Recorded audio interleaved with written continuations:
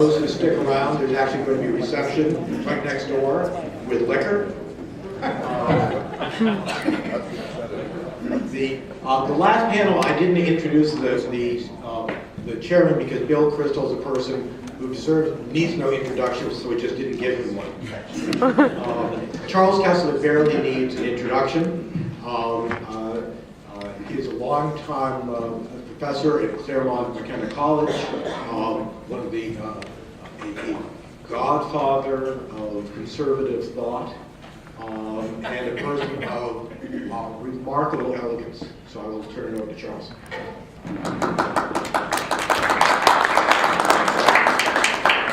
Thank you very much, Shep. It's a pleasure to be here. Normally, when I speak about Wilsonianism, it is to denounce it. But happily, this occasion is different because the Wilson is not Woodrow, but Jim, and not the first, but the second James Wilson to write on natural law and the moral sense.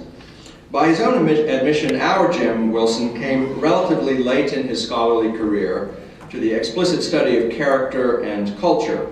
So it's appropriate that this conference's final panel, running late, is devoted to these topics. In one sense, of course, Jim had been studying the subjects all along, but our commentators and paper givers, nonetheless, will devote most of their attention to his later books, On Character, published in 1991, The Moral Sense, published in 1993, and The Marriage Problem, subtitled How Our Culture Has Weakened Families. Our paper writers are Martha Bayles and John DiIulio, well known to you. Martha, of course, through her writings about culture and music, television and the movies, and from her book, Hole in Our Soul, The Loss of Beauty and Meaning in American Popular Music, which is a wonderful book, one that I know Jim much admired. Her new book, Through a Screen Darkly, Popular Culture, Public Diplomacy, and America's Image Abroad, will appear next winter from the Yale University Press. She writes the Shadow Play column for the Claremont Review of Books, and I highly commend her current installment in your mailboxes soon on the movie Lincoln and Django Unchained. John DiIulio teaches at the University of Pennsylvania and of course is perhaps best known in this crowd as the co-author of the textbook. He has, like his mentor, written widely on American politics, from prison governance to the faith-based initiative, which he helped to inaugurate in the George W. Bush administration. He is the only one of the panelists on any of these panels who could be called the faith czar. Confirming the power of prayer, his latest essay is Why I'm Still a Democrat, which appears in the current issue of the Claremont Review of Books. Our commentators include Linda McClain and John Shields. Linda teaches at Boston University School of Law and is a faculty fellow in the BU School of Theology's Religion Fellows program. She has 3 books out this year, 2 co-edited volumes, and a co-authored one, Ordered Liberty, Rights, Responsibilities, and Virtues, a title that Jim would have loved. And John Shields is my colleague at Claremont-McKenna College, where he's an associate professor of government. His book is The Democratic Virtues of the Religious Right, a Christian right, a calm study of an impassioned subject. That's not his subtitle, that's mine. He is working with Joshua Dunn on a similarly calm book on an endangered species, The Elephant in the Classroom, Conservative Professors and the Politics of Higher Education. Linda and John will go first, I'll back cleanup, and then the paper givers, first Martha and then John. Thank you. Thank you very much for including me in this conference, and many of you probably wonder, who is she?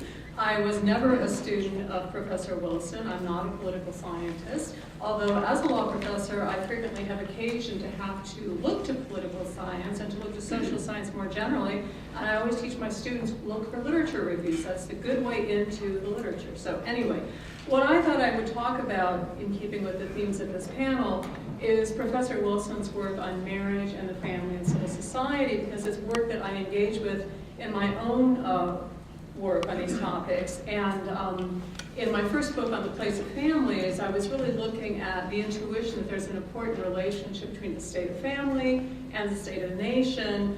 And around that time, Professor Wilson was involved in a project called the Council on Civil Society, which issued a report, which is a signatory right here, a call to civil society, why democracy needs moral truths.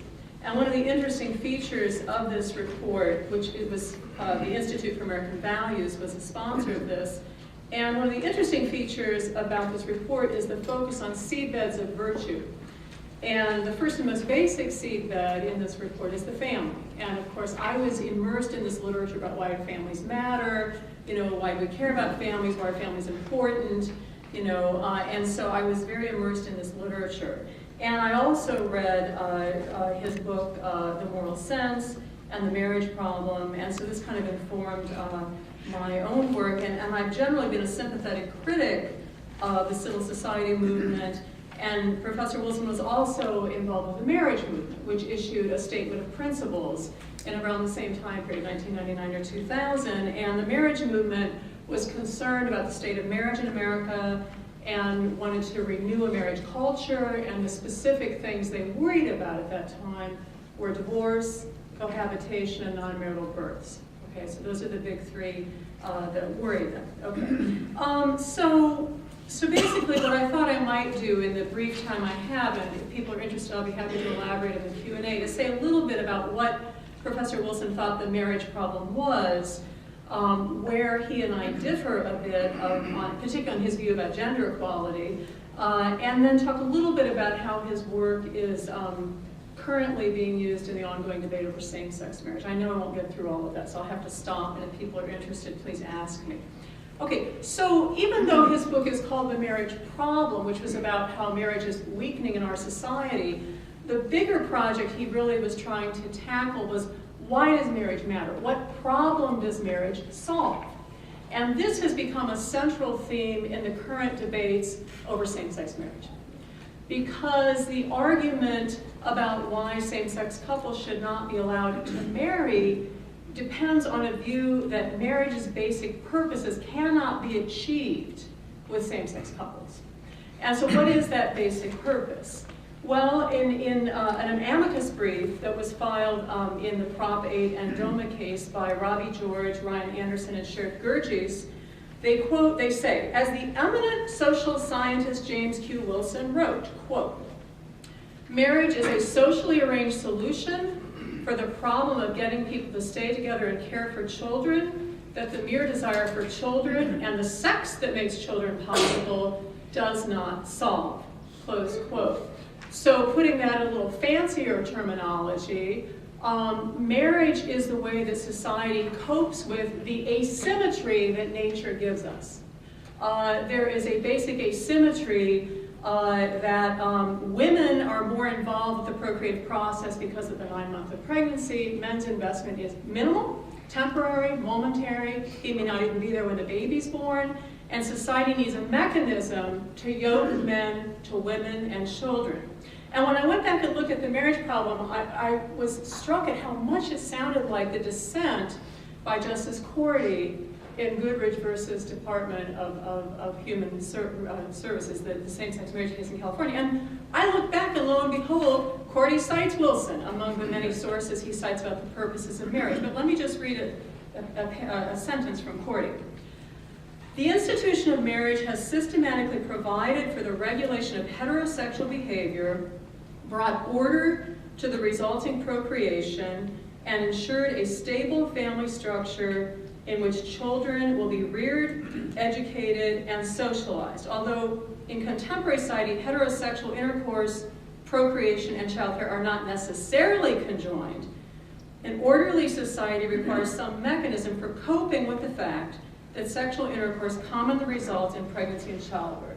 Now, if you follow the debate over same-sex marriage, you heard Congress argue in the DOMA case that the reason same-sex couples don't need to marry is they can't become pregnant by accident, and that's the fundamental purpose of marriage. Now, I think if Professor Wilson were still with us, he would find that version of the argument a sadly truncated view of the goods of marriage. It's all about accidental pregnancy. But nonetheless, the basic effort here is to look to nature, to look at evolution, to see an asymmetry, a problem that must be solved, and marriage helps us solve that problem. And then the argument is that's why it doesn't have anything to do with gay people, because they can't procreate. Okay, so that's the marriage problem. Now, Professor Wilson was also concerned about gender equality. He was very concerned that feminists who believed in, equal division of labor for childcare, equal division of labor for breadwinning, were sort of in a fantasy world. And he says in The Marriage Problem, gender equality is a fancy of the upper middle class. He says, the ideal of gender equality is nonsense if it goes beyond ending male domination to viewing men and women as having the same obligation to pursue a career and care for a child. Ordinary men and women do not think that way, he tells us. Okay. So he was part of the marriage movement. One of the interesting questions for the marriage movement is, does equality matter to a healthy marriage? And the marriage movement was divided on this. Bill Galston always came out strongly for equality within marriage. Wilson was more ambivalent about it. And someone mentioned de Tocqueville, and I think it's very striking that, like Jean Bethke Elshtain, who was another signatory to the Civil Society Movement document, Wilson worried about the impact on the family if there's no one at home providing the care and nurture on which society depends. And de Tocqueville himself, as you probably know, observed how American women voluntarily gave up equality in marriage for the good of society.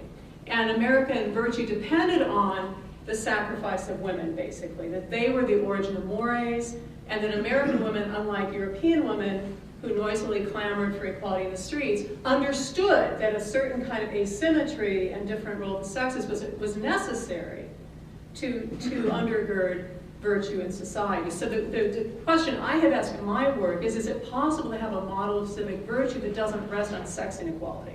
And I believe it is, but this is a really interesting issue in terms of thinking about work that wants to look at a gender division of labor. Now, I believe that it's important to have a model of the family that doesn't rest on a sort of gendered self-sacrifice. And I would just point out that in terms of where public opinion is on this, in 2010, Pew Research Center released a survey which was accompanied by a Time magazine cover of Who Needs Marriage? And it says men do more than women. Okay, but anyway, we'll get back to that. So, but in this survey, apparently the majority of Americans now believe that the template for a happy marriage is the dual earner, dual carer family. Is that a fancy of the upper middle class or whatever? Or is it actually where society seems to be moving on this? So I've heard a lot of talk about the role of social science. I think it's very interesting.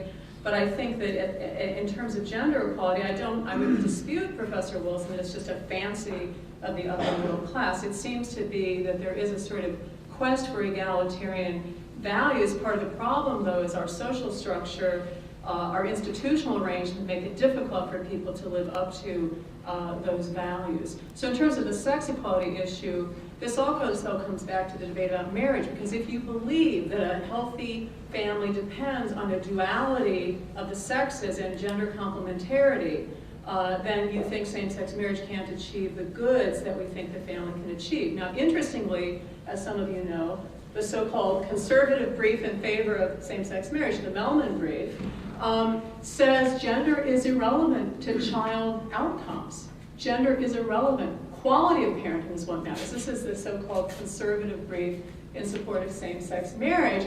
And that approach to families says what really matters is stability.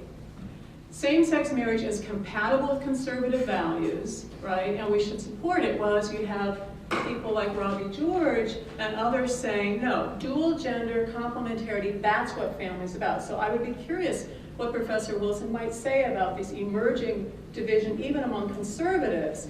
Just in the paper today, there was a story about how Ohio is like up in arms because Portman came out in favor of marriage equality because his son is gay. And Portman says stability is what matters, and the other people say, no, no, one man, woman, and that's what matters, and so forth and so on. Do I have a minute left? Okay. So you can ask me more about that if you'd like to. The third thing I want to put out on the table is social science. It's very interesting. In a brief that was filed in the Perry case, Harvey Mansfield, whose name was mentioned, and Leon Cass filed an amicus brief saying to the court, some organizations are going to come and tell you that children are fine in same-sex families, that gender and sexual orientation are irrelevant to child outcomes. Don't believe them, because you know what? Social science is political. And when the APA changed its view about homosexuality in the 1970s, saying it wasn't a mental disorder, it wasn't because of science, it was because of political pressure. It was no more scientific to say it's not a disorder than it was to say it was a disorder. And they invoked none other than Professor Wilson and his work on the commission about violence, the impact of media violence are there dangerous effects. And they quote Wilson for the point that he was dismayed that it seemed like some social scientists would construe anything just to get the advocacy outcome they wanted. And so they used Wilson as a cautionary, as his cautions as a guide to say to the court, just totally discount what the APA tells you, what the American Academy of Pediatrics tells you about child outcomes and same-sex marriage, because political pressures behind it, biases behind it, ideologies behind it. Now the interesting thing for someone like me who does family law, for decades we have heard there is an overwhelming scientific consensus that the best family form for children is the intact marital heterosexual family. We're not supposed to throw that out, right, because that's believable. But we're now supposed to throw out the rather robust evidence that gender is irrelevant to child outcomes. So I just raised that as an interesting discussion point, and I'll stop with that. Thank you.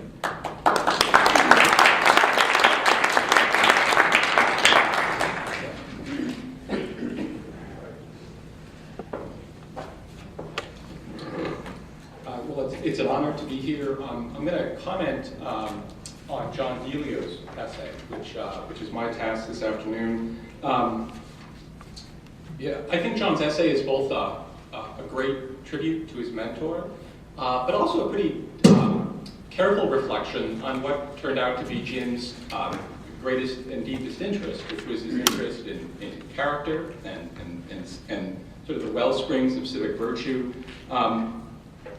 And as John observes in his essay, this interest really held together what might seem like a lot of disparate topics, right? From bureaucracy to crime, to marriage, to human nature itself. But if John is right, if DiIulio is right, Jim's interest in character was handicapped by a kind of blind spot. That is, DiIulio argues that Jim really didn't take religion as seriously as he should. Yes, sometimes Jim did nod in the direction of religion and faith, but on the whole, John doesn't think he sort of grasped fully its importance.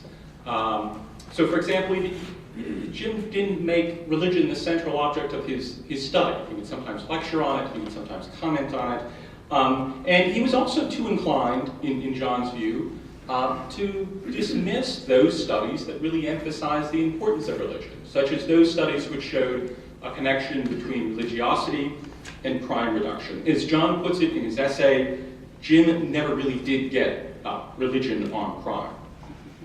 So why not? Well, John's partial answer is that Jim was too sort of taken with the natural sciences. It was there in the natural sciences that Jim ultimately thought he could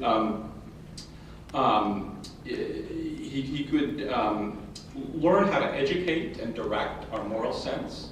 So it was the natural sciences which were important, not philosophy or religion. Yet at the end of his paper, John wonders what will guide our moral sense, if not a kind of religious sensibility. Self-interest alone won't do, right? Especially in modern America. So he talks quite a bit about marriage. He said, why would a young man today even bother to get married, right? This young person can have lots of sex without settling down and getting married. He doesn't need to get married out of economic necessity. Why should one get married, stay married, raise children? Why should one become a grown-up? And so he thinks that it's important that our moral sense is not divorced from a kind of religious sensibility. A religious sensibility that both says some things are right, but also that some things are sacred. And so he thinks we need a deeper sense of the sacred. That's what's critical. In the short time I have, I can't really do justice to John's essay. It's an excellent essay. I commend it to all of you. So, given that I can only do a kind of injustice, I'm going to quibble with it and focus on areas of disagreement. But in the spirit of Machiavelli, I hope it'll serve a larger public good. That is this injustice. I hope that it'll provoke some disagreement and some conversation.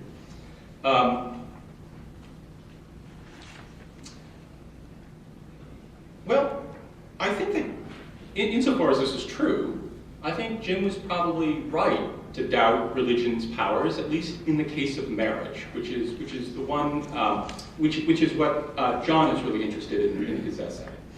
And I say this for a number of reasons. First, I think it's hard to make broad generalizations about the relationship between religion and family stability. So, for example, in Sweden, secular marriages there are much more stable than marriages here that are composed of religious citizens, right? So somehow secular Swedes form more stable families than religious Americans do. Religious Swedes? Secular Swedes form more stable families than religious Americans do here. And if we look back at the 60s and 70s, I'm really struck by the fact that we got we got the divorce revolutions without any great secularization and without any real organized religious dissent at all. The divorce revolution was largely a silent revolution. It was a culture war that never happened.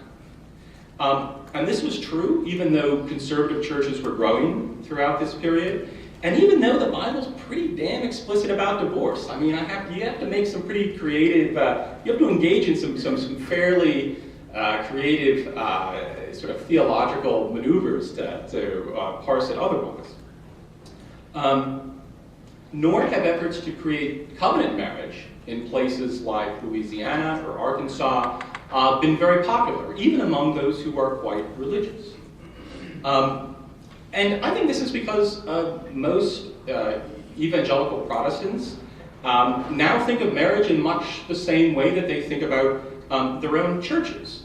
That is, they think of them as voluntary associations that are good insofar as they help individuals develop, right? And insofar as they develop one's deeper spiritual longings or sort of individualistic ends. So long as they allow individuals to grow and flourish and be happy. And when they don't serve those ends, one should just leave. Right? One should get divorced or find a new church. So while churches, I think, and religion in general, have lots of good effects, I think they, I'm sure they help reduce crime in urban areas. They certainly increase charity and volunteerism. There's lots of good evidence that's true. But they don't really seek dramatic changes in our marriage culture. There's not much evidence that they're really a bulwark against the marriage revolution. And in fact, I think this is because to do so would offend their very ethos, in a way, which I think is a kind of expressive individualism that seeks a kind of personal authenticity. So yes, American Christianity, it's retained this sense of the sacred, right, that John thinks is important. But that sense has largely dignified the individual person, sometimes even at the expense of social institutions, sometimes at the expense of those social institutions that nourish a kind of virtue, at least as Jim understood it. So the Christianity we have today, it seems to me, is just quite different from the kind we had in the 1950s. Incidentally, I think this, just as an aside, I mean, I think this could be said of the culture wars in general. That is to say, Christians have shown much more enthusiasm for fighting abortion, which is, after all, sort of defending a certain understanding of rights and the dignity and sacredness of the individual and the person, but not a lot of energy, but far less energy toward preserving social institutions. Now, perhaps we could get, right, a big sort of religious revival. We've had quite a few of these, and perhaps that revival could rebel against the kind of expressive individualism that I think is quite common among today's churches. But I wonder how many conservative intellectuals really would want such a revival, actually. Jim liked to compare the late 19th and 20th centuries, and both periods have certain similarities. In both periods, there were social forces that tended to destabilize the social order, right? So we got a lot of urbanization, immigration, growing affluence. And in the late 19th century, Americans responded with lots of moralistic campaigns that tried to sort of restrain some of these destabilizing influences, right? So they tried to improve character, they tried to regulate prostitution, prohibit drinking, and Wilson was really impressed by these efforts because he thought, look, crime should have increased at the end of the 19th century, right? All of these trends should increase disorder and crime, but in fact, that's not what happened. In fact, crime went down at the end of the 19th century. But in the late 20th century, crime increased. And he thinks it increased because elites didn't preach an ethos of self-restraint. They preached an ethos of self-expression. Incidentally, I think he's probably being too polemical about, too wrong about that, but I'll sort of leave that as an aside. I think more to the point is how many conservatives, Jim included, would want to return to the very things that made social control so effective, right, at the end of the 19th century. They include very harsh stigmas and legal sanctions on illegitimacy, a cult of domesticity, a sort of broad consensus on the merits of a Protestant civilization. So I think rather than hope for some sort of religious reawakening, I think if one shares John and Jim's concerns about marriage, we should look elsewhere. But then the question is, well, okay, what's going to guide this moral sense? Maybe we can't rely on religious sensibility, if I'm right about that. How will young men learn to grow up? And practically speaking, what can policymakers do to improve character?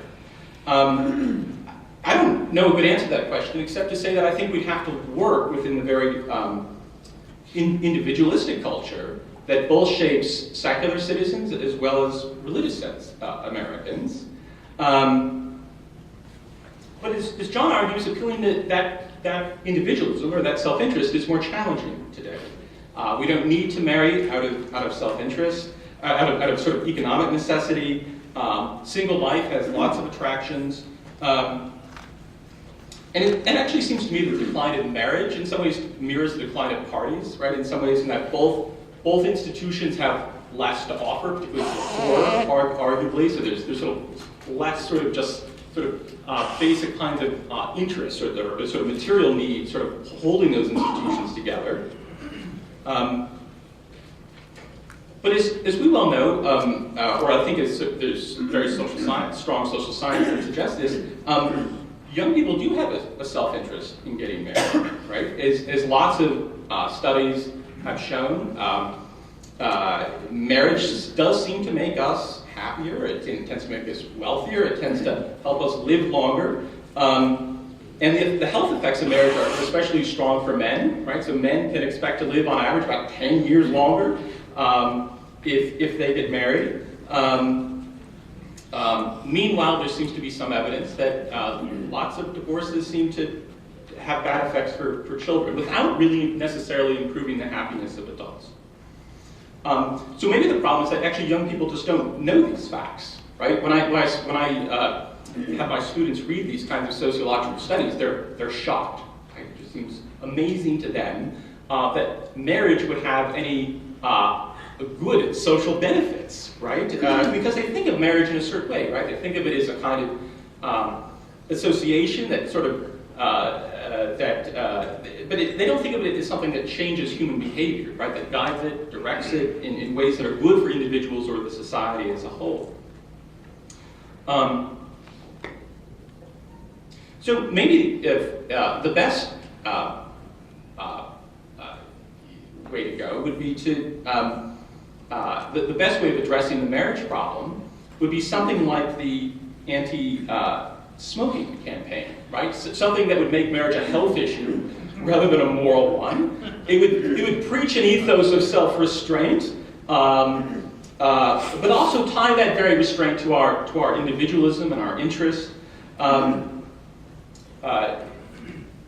In other words, I think we could, possibly re-educate Americans about why this institution is good for this sacred individual, right? Which is what secular and religious Americans seem to have in common. Okay, I've got some sort of loose sense about Martha's paper, but that can wait. Why don't I stop? And thank you.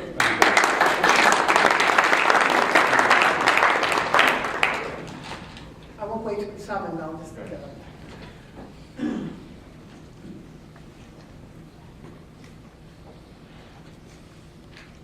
Oh, there's lots of water here. I brought my own, but I see there's quite a phalanx of little water bottles up here. Excuse me, I have a permanent frog in my throat. I'll try not to croak too often. It's a delight to be here and see all these faces and people that my husband Peter and I have known over the years, and I'm really tickled to be here. I found this a strange blend of an academic conference and a memorial service. 1 minute I'm trying to follow what the social scientists are saying, and the next minute Hugh Heckle is bringing me to tears. So it's been an interesting experience and quite a wonderful one. My topic this afternoon is Jim Wilson's encounter with modern American feminism. In your paper, John, you remarked that compared with his mentor, Ed Banfield, Jim could seem a starry-eyed optimist. This is true in the sense that Jim never partook of Ed's corrosive skepticism, which, as a fellow New England Yankee, I interpret as the dark seepage of Calvinism coming up through the fine Unitarian linen. There was no Calvinist seepage in Jim. His skepticism was more Madison than matter, taking the middle ground that's expressed so well in Federalist 55, and I quote, "As there is a degree of depravity in mankind which requires a certain degree of circumspection and distrust, so there are other qualities in human nature which justify a certain portion of esteem and confidence," unquote. Switching from Madison to Kant, Jim's approach to public policy was always to remind the advocates of a particular policy that out of the crooked timber of humanity, nothing straight was ever built. That was the Jim Wilson we all respected and admired. Yet, in my opinion, there were some occasions on which he could have used a bit more skepticism, and that is my focus today. I'm not going to take sides in the issues of gay marriage or the marriage party or whatever it is, because I'm not in that. I have a dog in that fight, but I'm not the dog, so I'm not going to talk about it.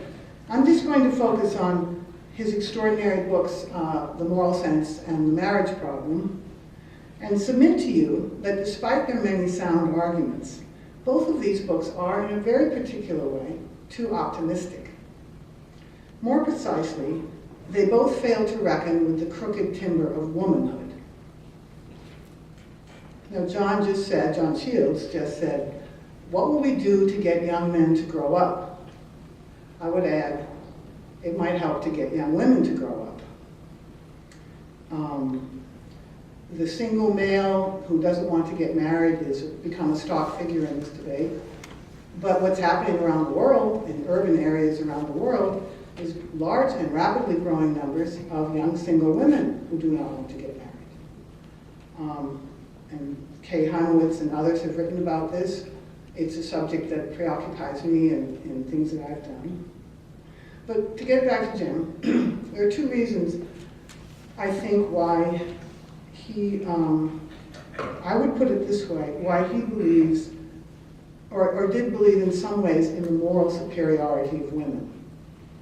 And this is something that I teased him about, and goaded him about, and joshed him about, but I never really had an argument with him about it, in a serious way. So I'm going to attempt to have a little bit of one here, because I don't believe in the moral superiority of women.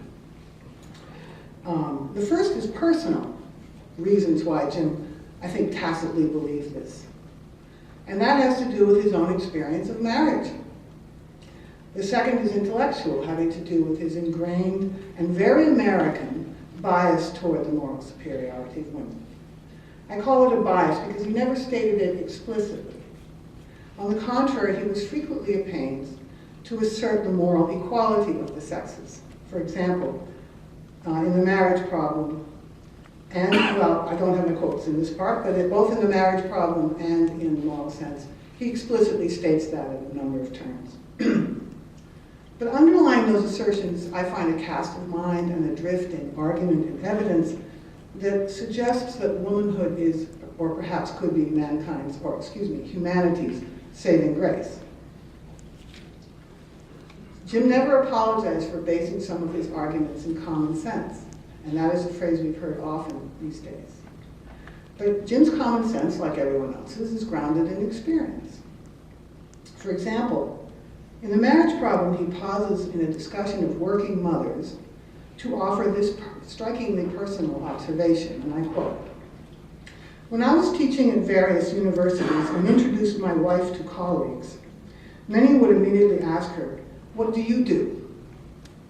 When she said that she kept house, their unspoken reactions ranged from concern to disdain. Somehow, they suggested, their expressions, I don't think they actually said this, she had failed. She didn't think so, but her views were not taken seriously," unquote.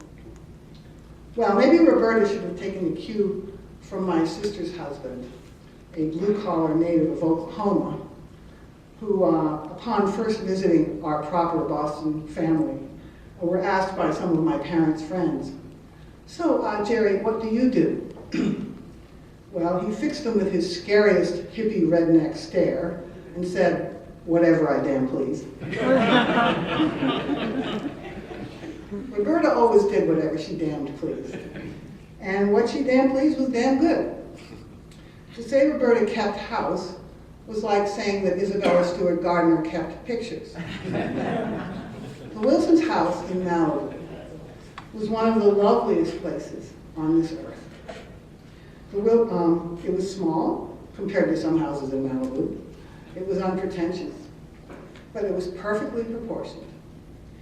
And it was perched on a mountainside planted by Jim and Roberta with fragrant native flora, no imports, no aliens, and was always filled with the right amount of sun and shadow and bright colors from the rugs, the wall hangings, and the fantastic alebrije carvings from Mexico. I hope I said that right. As for the view, it was vast. The top half was the sky, with its endless rotation of sun and clouds and stars and moon.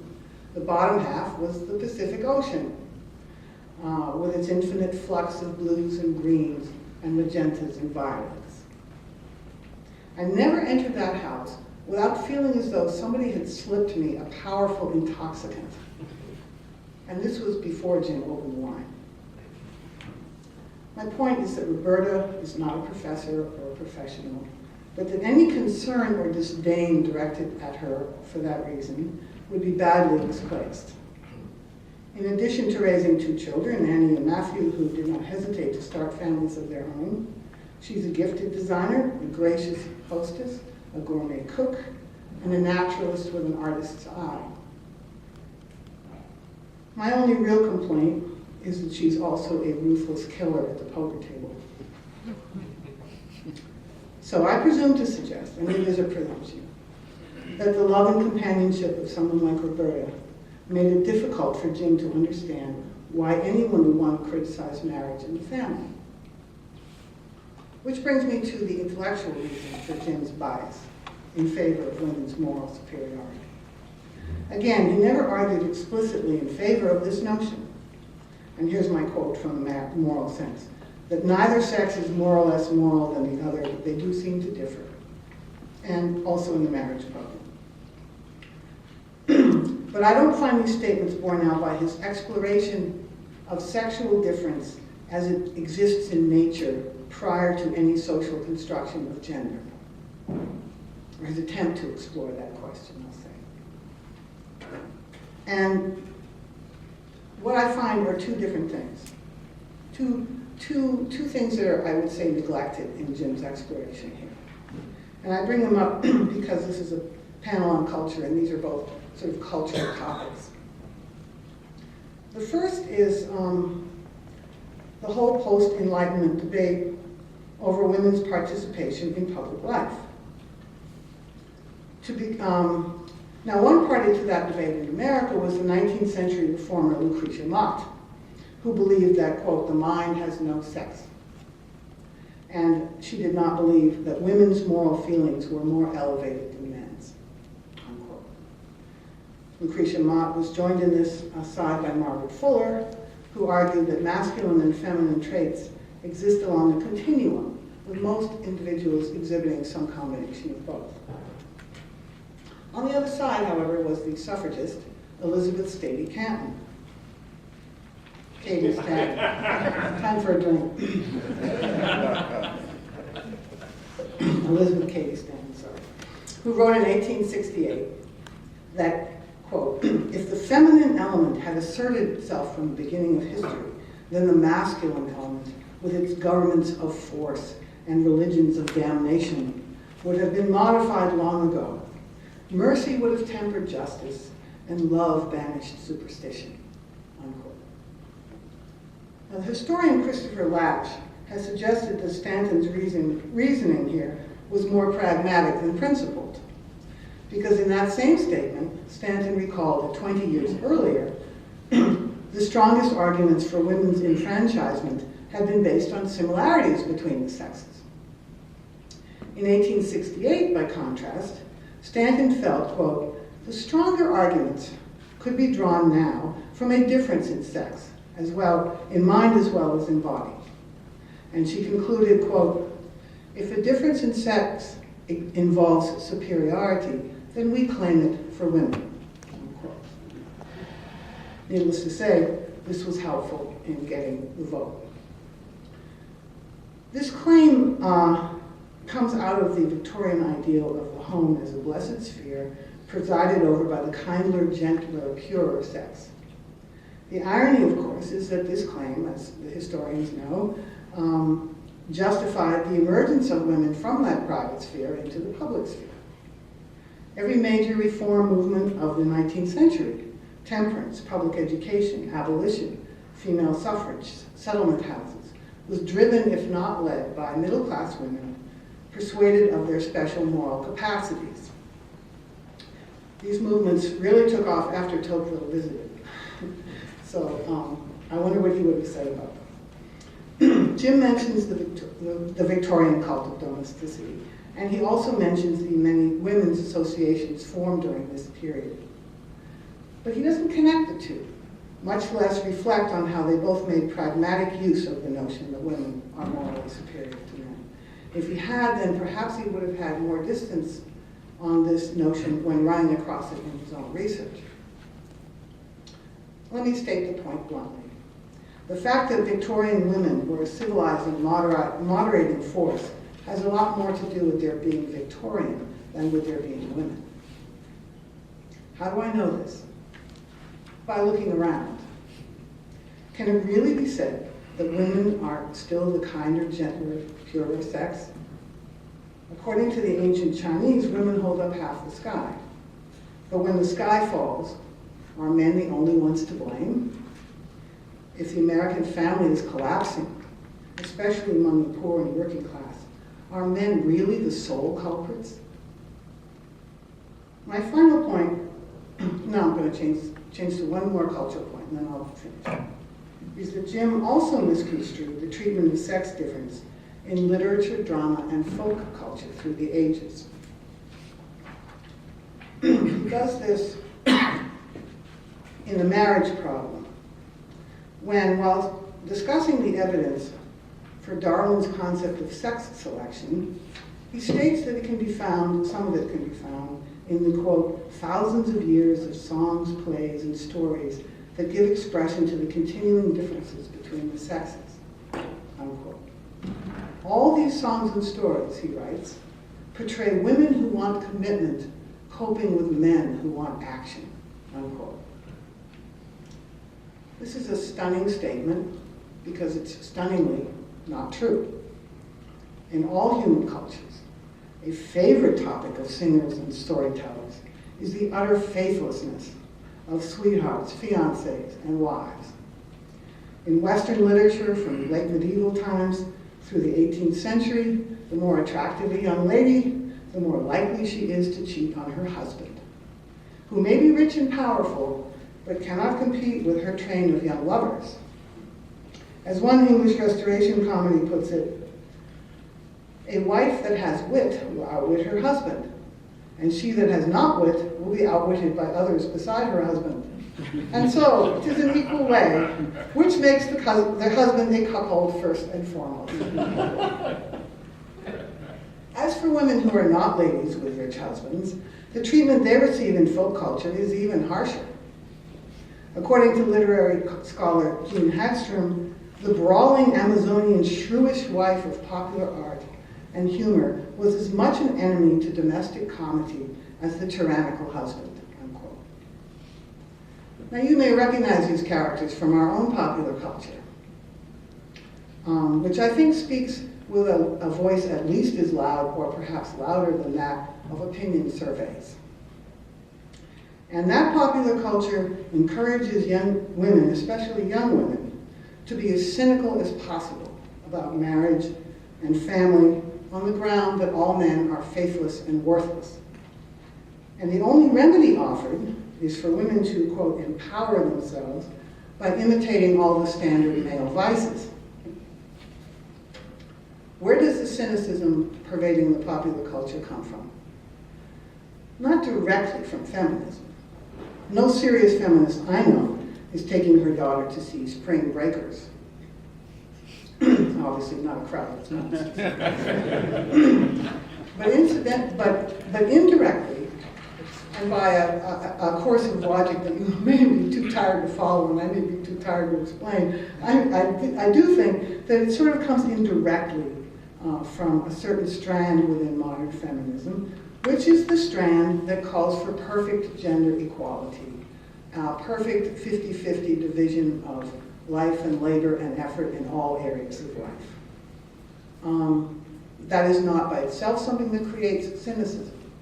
What I'm saying is that it creates cynicism by setting up what I consider to be a utopian ideal, which, when it fails, like all utopian ideals, curdles very quickly into cynicism. And the popular cynicism is a reflection of that ideal that's held up and that people say they believe in, but of course, when it comes right down to it, they're completely cynical. This is my quick take on it. And the result is the degradation and self-degradation of young men and women, and of courtship, and of sex, and of all related topics in today's popular culture, where I'm tempted to say they're not even granted the dignity of difference. Now, would Jim agree with this analysis? I don't know, but if he resists, I could always take him to see Spring Breakers. If I have another minute, I will have a little more to say. Is that okay? One more minute. Okay, it'll be a really short one. Now I'm going to say something about public policy. I think Jim was right when he said that family policy was very difficult, and I'm sure others have said similar things here today.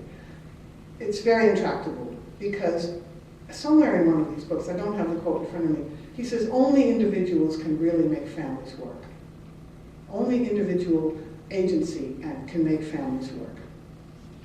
So I just want to end with an allusion to the ancient spring break of 5th century Athens, which was called the Rights of Dionysus, and the plays that were put on in the theater of Dionysus. One in particular, the Oresteia, by Aeschylus, of course. It's a story of blood vengeance within the house of Atreus.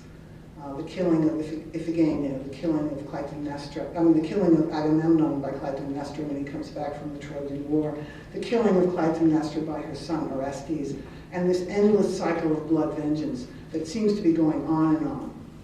And it's fueled by some, not really gods, but sort of beings and deities who live under the earth who are called the Furies.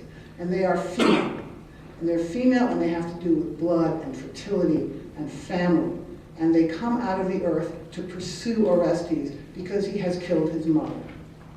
On the other side, you have the warrior culture, the male Greek warrior culture, represented by the god Apollo. So Athena, good old Athena, she shows up and says, let's have a jury trial. It's the only way to settle this thing. So they set up a jury trial, and it's a hung jury. Is Orestes going to be let off, or is he going to be convicted of murdering his mother?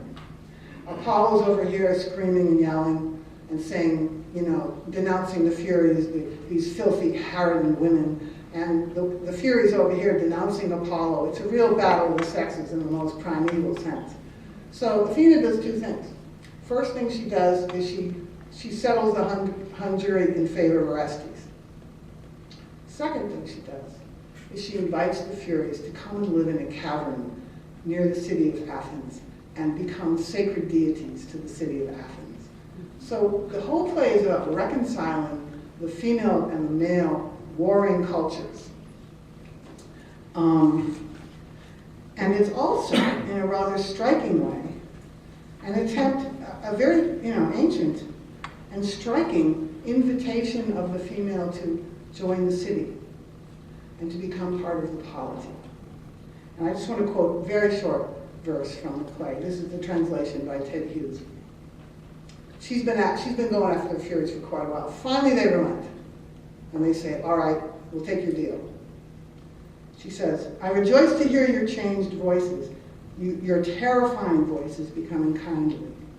And I bless the sacred power of persuasion that makes calm the storm in the body. The presence of God in persuasion draws the poisoned fangs of evil, undoes the knotted mesh of brooding hatred. In the gentler combat of persuasion, good wins over good with goodness, and none lose.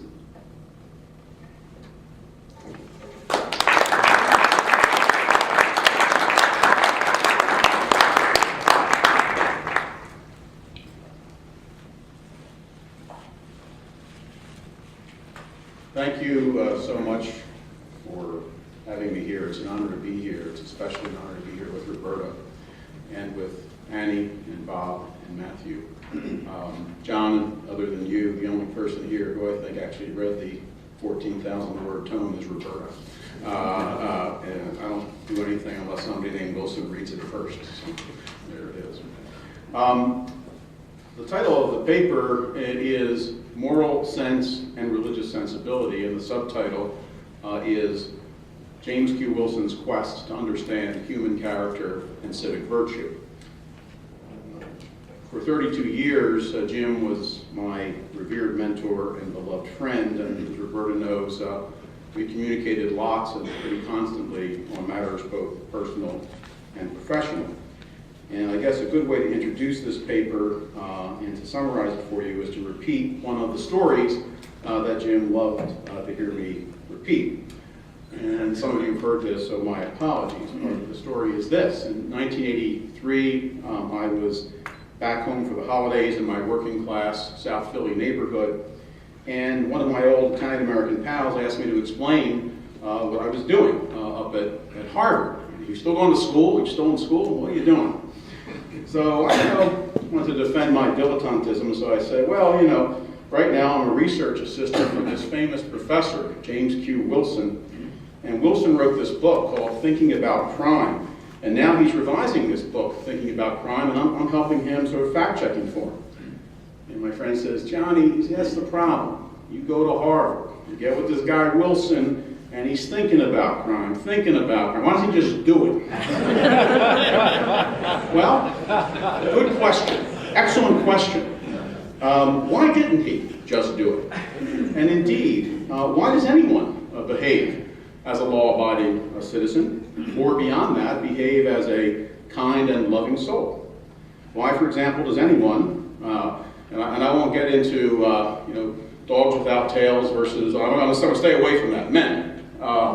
Men. But why does anybody get married? Why does anybody stay married? Why does anybody behave in the case of men, a good father, a loyal husband, generously share earnings with one or more younglings, or otherwise behave in a good, civilized, and a word Jim would like to use a lot, grown-up fashion? Why does anybody do that? Or more generally, why are some cultures seemingly more conducive to pro-social and pro-civic behaviors than others? For instance, the Mormons that Jim's mentor at Mansfield studied but never published about were found by Mansfield and have been found by subsequent scholars, including just last year my own Penn colleague, Dr. Ron Kanan, in a study published by Pew, to have a very pro-social, pro-civic culture, in contrast to the Southern Italians that Mansfield studied and did publish about, who had a much less pro-social, pro-civic culture. What explains that kind of, if you will, moral variance in cultures and behavior? James Q. Wilson spent a lifetime trying to answer that question. But he only spent half a lifetime, as it were, trying to answer it explicitly. In 1991, Jim became the president of the American Political Science Association, and the association asked me to write the official essay about him and his work. And I entitled that essay in 1991, this is before On Character was even published, James Q. Wilson and Civic Virtue. And I argued that although Jim had written widely and well on many, many different subjects, the one big thing that he sought to know was the wellsprings of morality. Or to quote myself, which I will only do once here, the political and other conditions under which good citizens are produced, bad citizens are corrected, and desirable human types are made to flourish. 2 years later, in 1993, when Jim published The Moral Sense, he joked to me that he did so, quote, so as not to make you look dumb, close quote.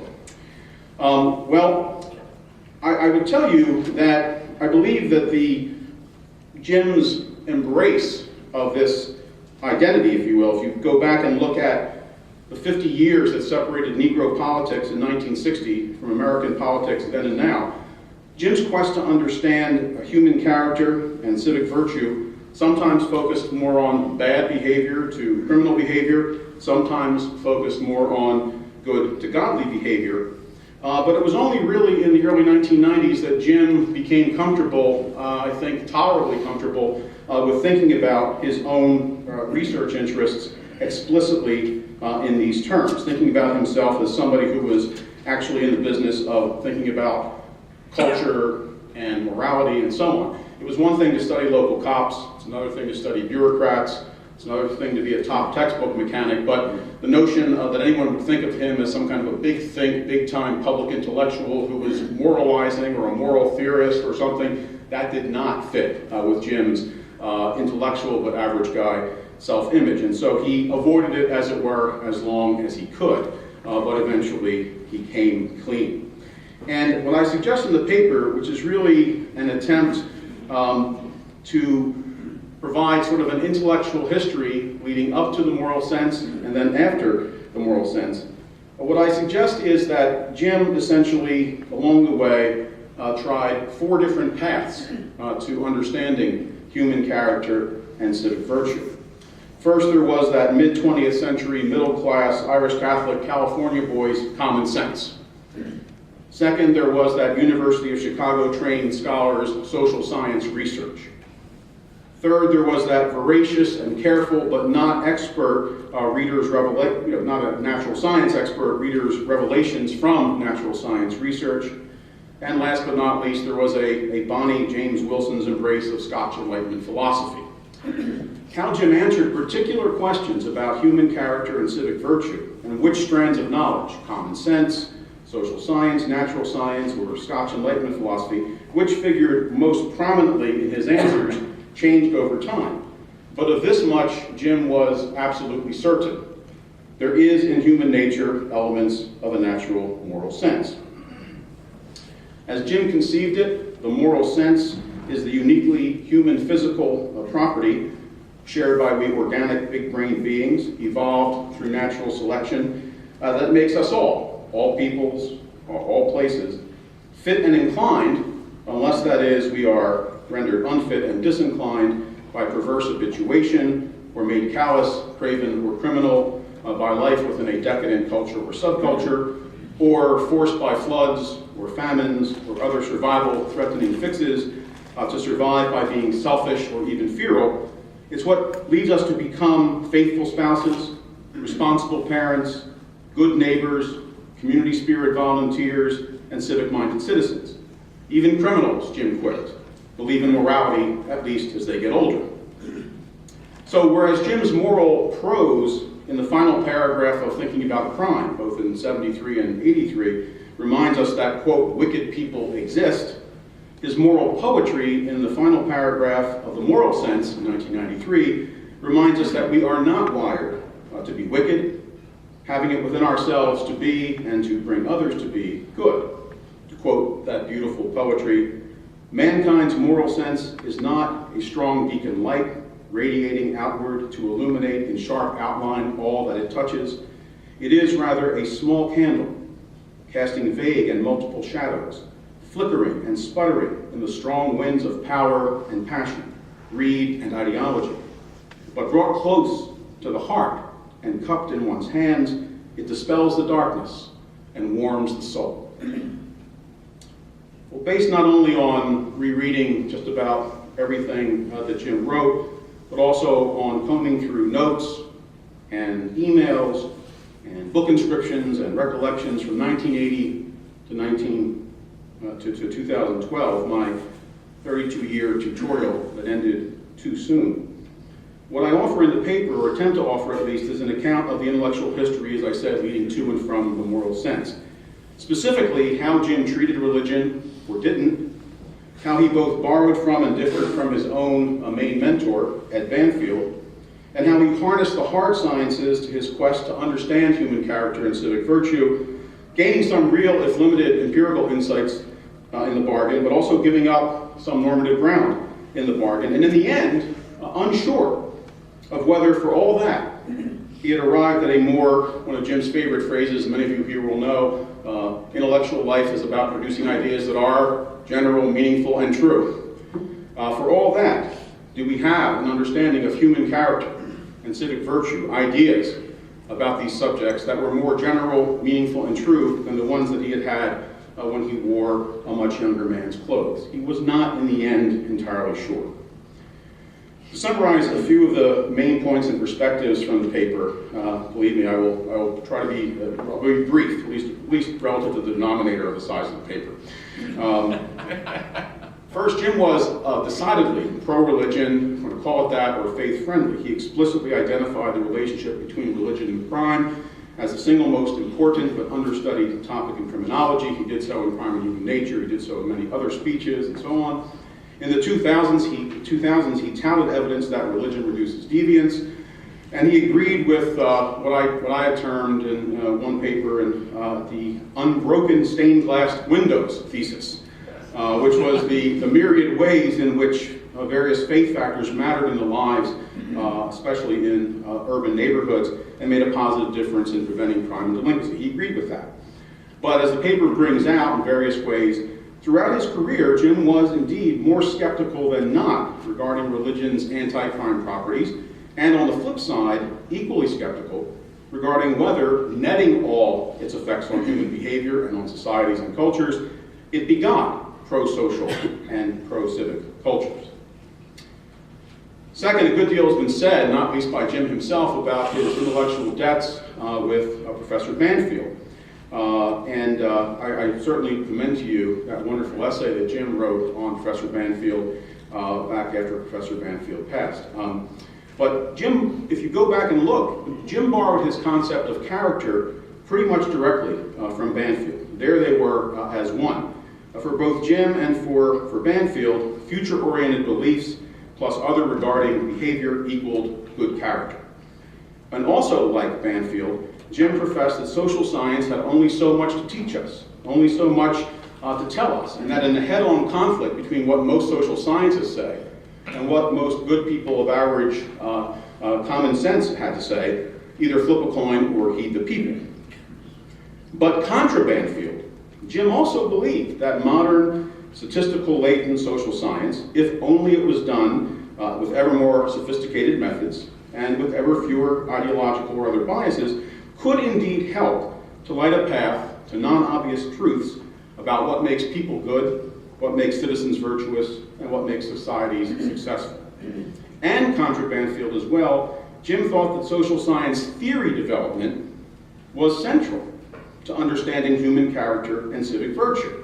Now, I took courses with both Mansfield and Wilson in the early 80s, and someone said, boy, that must have been a real sort of, indoctrination of some kind. I said, no, it was more like intellectual whiplash, because Professor Wilson wanted you to think about a theory, which if I turned to any of the Wilson students in the room would tell me it's a statement about the relationship between two or more variables that is supposed to hold under specified conditions, right, Professor Nibble? Dr. Nibble? Right. We all can recite that in our sleep. So I went to Professor Mansfield one day and I said, you seem to be suggesting that we don't really need well-developed social science theories to study all this stuff, and now I'm hearing from Professor Wilson that I need these things. What am I supposed to believe? And Mansfield, right before inviting, his bark was always, I think, much, much worse than his bite. But before inviting me, right before inviting me and my wife to his home for dinner, he cast a sort of a Banfield stare at me and said, go and ask Professor Wilson whether he thinks you need a theory of kinship to be a good cousin. I never, of course, asked Professor Wilson any such question, but I got the point.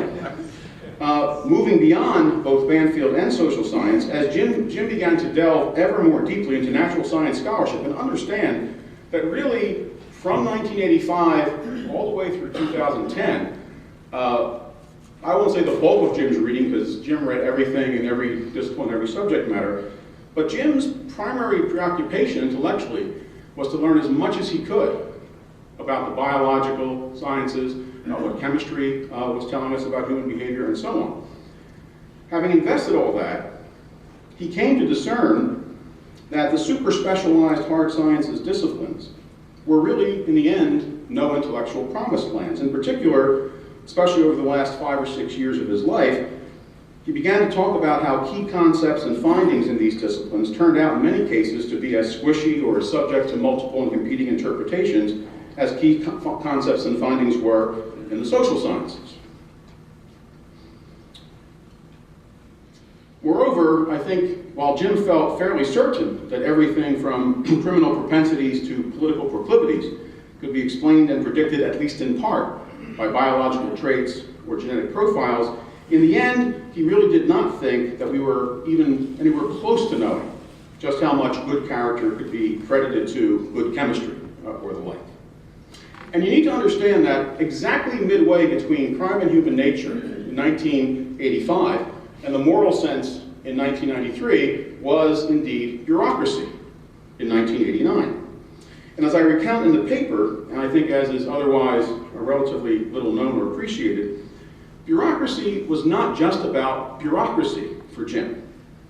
It was also a moment when, in effect, he began to wonder whether, alas, social science, perhaps unaided by natural science, could yet illuminate all sorts of important realities about human character and civic virtue.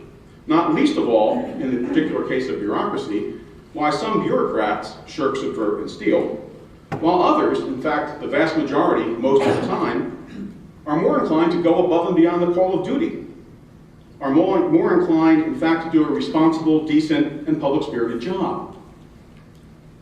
Lastly, during his final few years, Jim seemed ever more prone to wonder whether he might have been skating on somewhat cracked normative ice when, for example, he trumpeted the Big Bang to biophysical bases of human behavior and yet still preached that jurists, for example, ought to toss out on their ear not only the Twinkie defense, but other even more empirically credible abuse excuse, as he called them, arguments.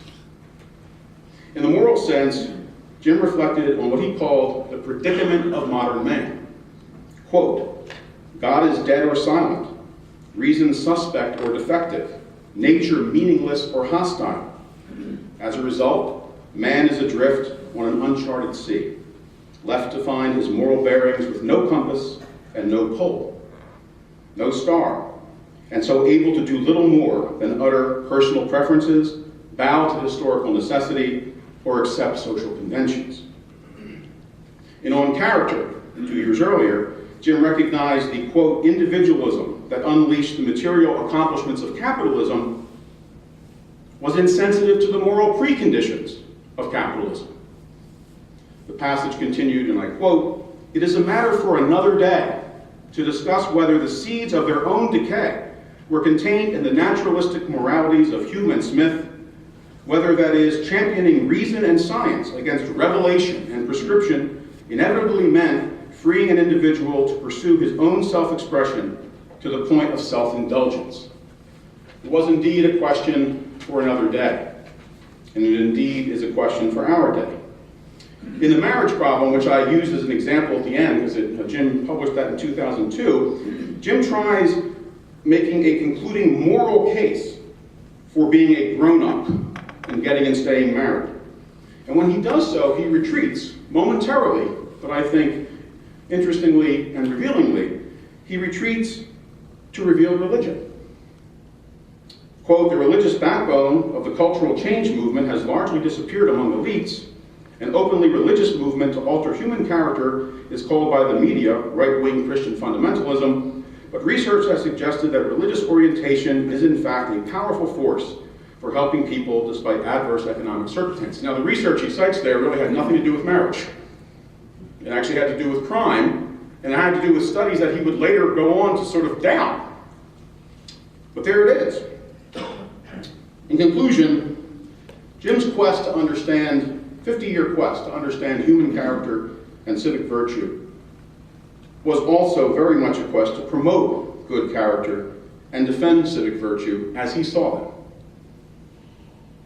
But as he and I discussed on and off over many years, especially the last 4 or 5 years of his life, the question is whether our moral sense can survive and thrive if it becomes ever more divorced, pun intended, from religious sensibility. That is, from heartfelt, not religion, not denominational religion, not a particular religious tradition, but from the heartfelt spiritual-like conviction that some things are not only right or just, but absolutely sacred. Things starting with the once and future stardust that is us and all other human beings. The great world religions, for all their sins and foibles, the great world religions have been and continue to be the greatest purveyors of the sense of the sacred. Is humanity's moral sense, so to speak, now running on the best of their ethical fumes? Jim, as I have noted and quoted, described the moral sense as a small candle that is ever in danger of being blown out by the strong winds of power and passion, greed and ideology. I say amen to that, but how to keep that candle of good human character burning without a sense of the sacred, including sacred vows? The moral sense, Jim waxed, brought close to the heart and cupped in one's hands, dispels the darkness and warms the soul. Amen again. But how to preach and practice civic virtue without believing in and searching our souls? I have no idea what the answer is, and since I cannot ask Jim directly, I'll never know. I may know eventually. But I would speculate that the moral sense and religious sensibility, as I'm calling it, are more important to each other then common sense alone, social science alone, Enlightenment philosophy alone, or natural science alone, or even standing at the intersection of those four ways of approaching these subjects, might acknowledge or allow. And I suspect that my mentor, who was the ultimate grown-up for all seasons, might agree. Thank you.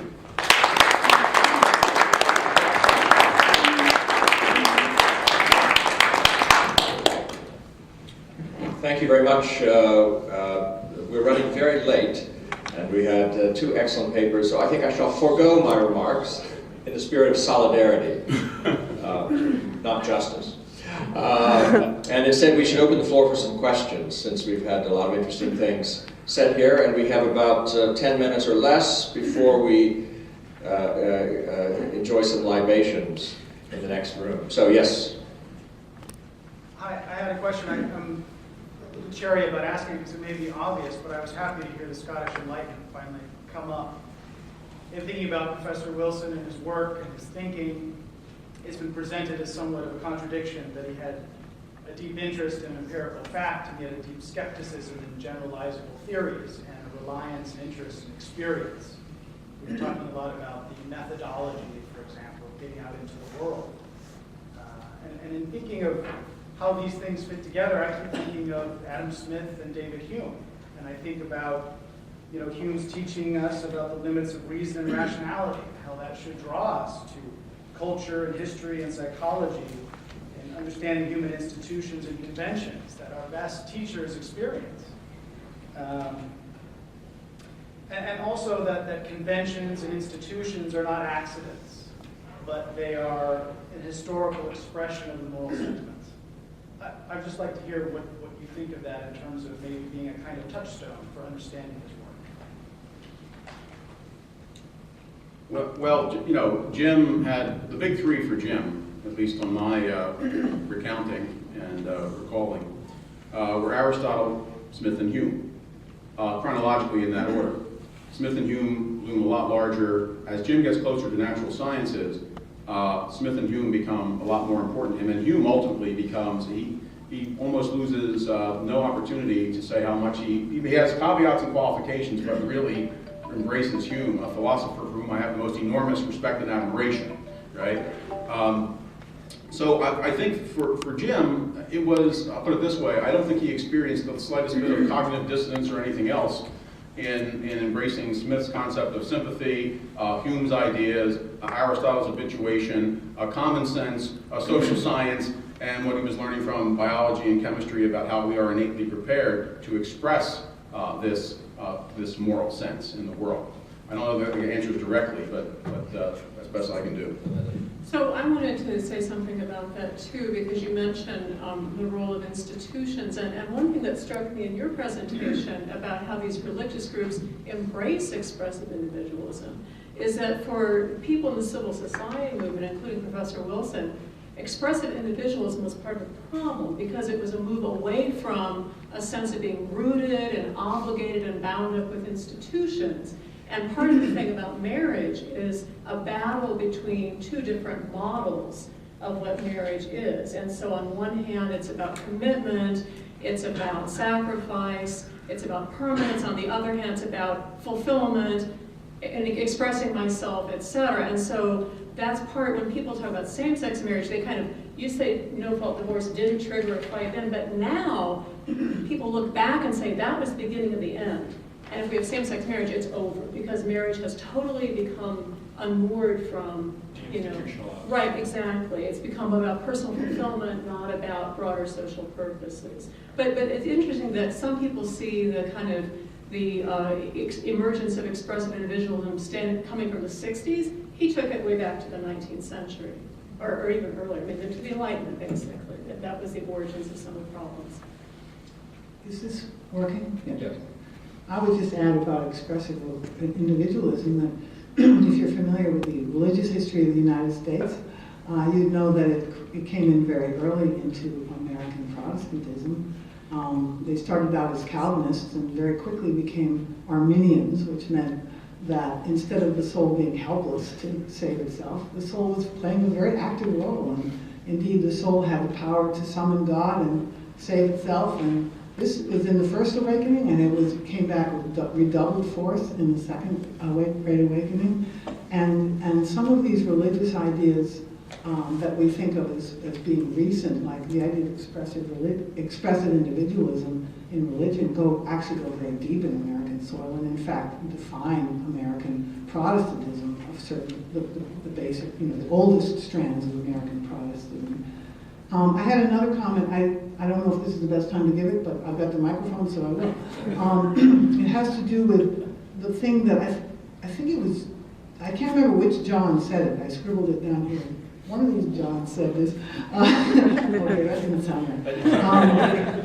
About the churches not being particularly religion. Well, you both said it in a way that the correlation of religiosity with lower crime is striking, but it doesn't seem to have the same correlation with regard to marriage. And I just wanted to make a comment on that.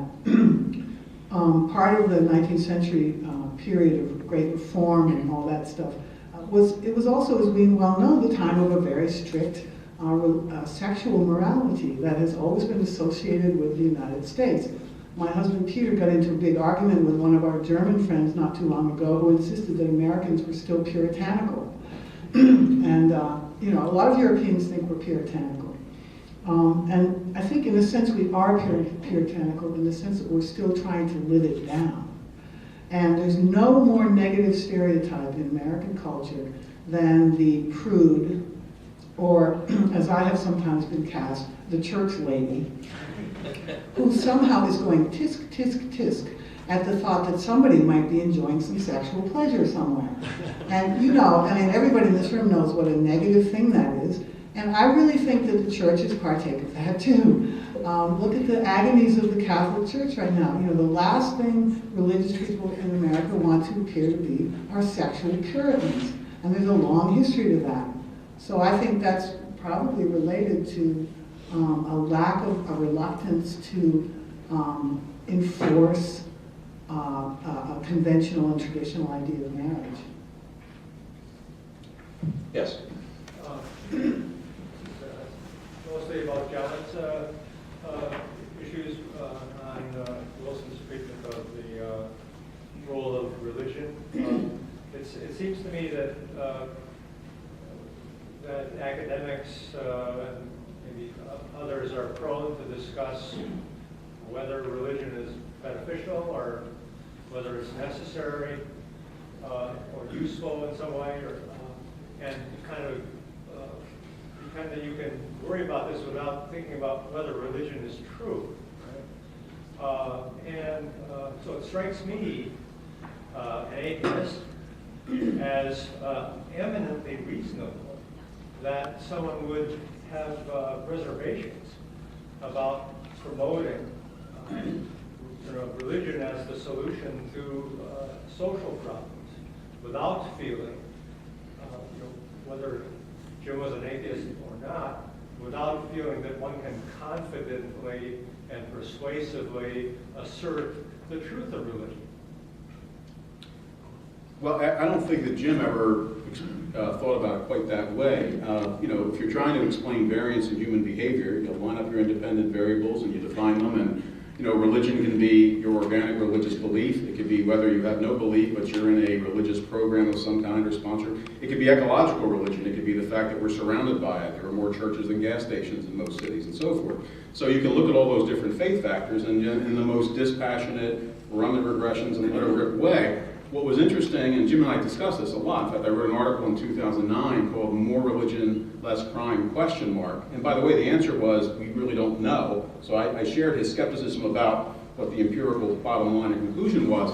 But what Jim agreed with entirely was that it was remarkable how that particular independent variable had been kind of, with a list of, however many you could possibly count, had largely been left, as it were, outside most analyses. And then as the research literatures became more cognizant of religion and variously measured in relation not only to crime, but pro-social and pro-civic behaviors, voluntarism, and so forth, how bringing religion in, by any measures, was largely resisted, not by James Q. Wilson, to say the least. I mean, Jim, by any other standard, would be considered sort of in the avant-garde of bringing religion in and taking religion seriously. My point is that with respect to what he precisely did not do is what you're saying you'd be concerned about someone doing, which is try to promote religion as an answer to social problems, in part because he did not believe that it would be an effective response, or he was doubtful, and in part because he was concerned about how it would sound to people. You would sound like you were hectoring and preaching, and that was just something that Jim was never, as you know, never about doing. He didn't preach that way. So. Just say a tiny thing. A last comment, and then go ahead. Okay, so I just wanted to point out that back when people were studying marriage, one of the interesting things that came out was that Bible Belt states had some of the highest rates of divorce. And they were trying to study why is that. And so there's this whole red state, blue state frame of analysis that my friends June Carvalho and Naomi Akana talk about as red families versus blue families. And blue states like Massachusetts, do much better living up to so-called family values than some red states. So it is a very interesting issue in terms of the growing marriage gap in America, where marriage is increasingly a function, something of the elites and the haves, and the have-nots are not marrying, including the middle class increasing, which is a big Charles Murray concern. So I just want to make sure people know that the marriage gap is a real issue. That's why I'm still a Democrat, Charles. All right, let's thank this panel. Then I'm turning the ship back over to Captain I'd like to thank you. That was a great panel, and I really feel bad that I have to call an end to it. But it's appropriate that we have the last panel be on the family. And I want to say how pleased we were to have members of the Wilson family here.